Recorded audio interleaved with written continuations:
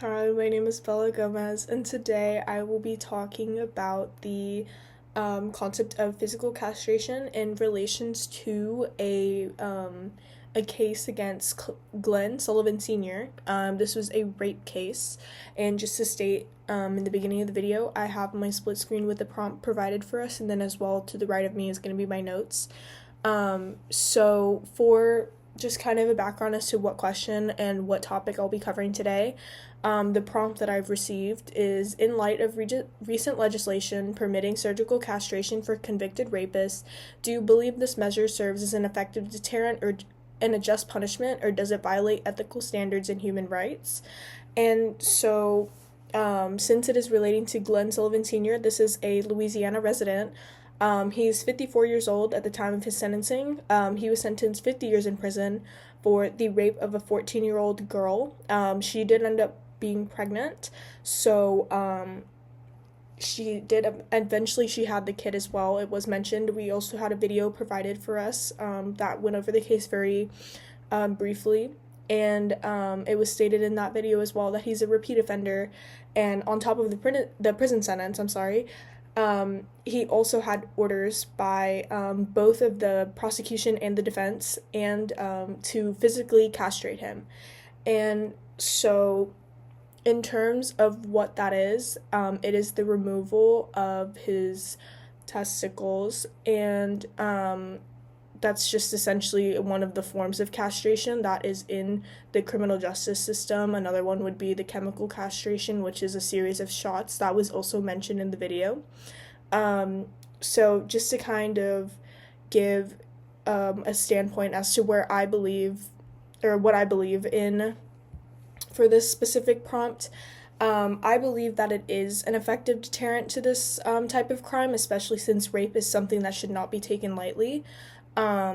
So in relation to this case specifically, since Sullivan, the offender, since he is a repeat offender in the state of Louisiana and he has had multiple cases brought up against him, I know I did my own research and I had found another article that had stated that he had also pled guilty to 4 counts of second-degree rape against different women. So this is not his first time doing that. He just consistently is proving that he is not going to stop what he's doing, and he even went as far to get this girl pregnant. He does not care about the repercussions. He hasn't thought about the repercussions that would come to him, and I'm sure he didn't believe that castration would be one of those. So if anything, this just really shows how serious these prosecutors are willing to be and how far they're willing to go, essentially, in terms of how they're trying to protect just their communities and their people that live in Louisiana. They want to make a point to prove that, they do not believe that, convicted rapists and especially repeat offenders in this sense, should be let off lightly. Whether that just be, if people believe that just getting a prison sentence would be getting let off lightly. So this just kind of proves that, they are taking these things seriously and that they will go as far as physical castration. And so another thing that was also brought up in the video here was some effects of castration, or specifically physical castration.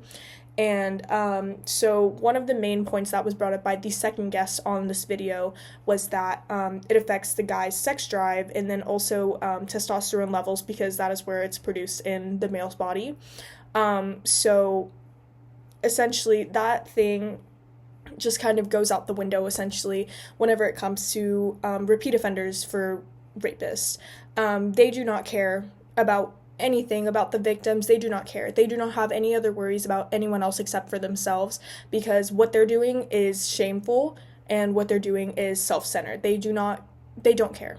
That is essentially point blank period. They do not care about how their victims are going to feel in 20 years from now or even the day after. They just do these things without thinking twice. And also the side effects, I guess, that would be from, or just the long-term effects on the victims specifically for the victims and as to why it would be necessary. So further backing my point as to why I believe that it is an effective deterrent, is that rape does cause lifelong harm, especially since the girl that was affected by this specific case was, she did get pregnant and she had to give birth to this child. She will forever have a constant reminder of the fact that she was raped at such a young age. She was 14 years old. She didn't have any type of way to, to stop this from happening because this was a 54-year-old man.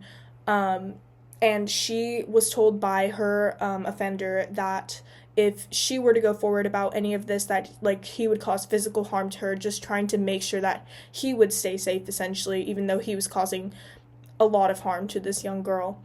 And then another point that I wanted to get across here is some ethical concerns that might be raised in terms of people that might be in opposition to physical castration in cases like this, as severe as this. So in terms of sentencing, once you get sentenced and once you get placed into, the prison system and you get booked into jail or prison, you already lose a lot of your rights. You have your basic human rights before you get arrested, so that would be in the terms of being arrested by the officer as you're being convicted with this crime. So Miranda rights is one of the examples that I could give. But essentially, once they're in that prison, they lose many rights. So this just already kind of draws out the fact that, it would be taking away, like, his human rights, but he's not going to stop anytime soon. If he's a repeat offender, he's going to continue repeating. Another thing that isn't rape, essentially, it would be pedophiles. Pedophiles do not have the ability to change. It's a cognitive thing that just simply cannot be changed. So they will continue to keep doing it, no matter if they say that they've gotten better or if they've received treatment.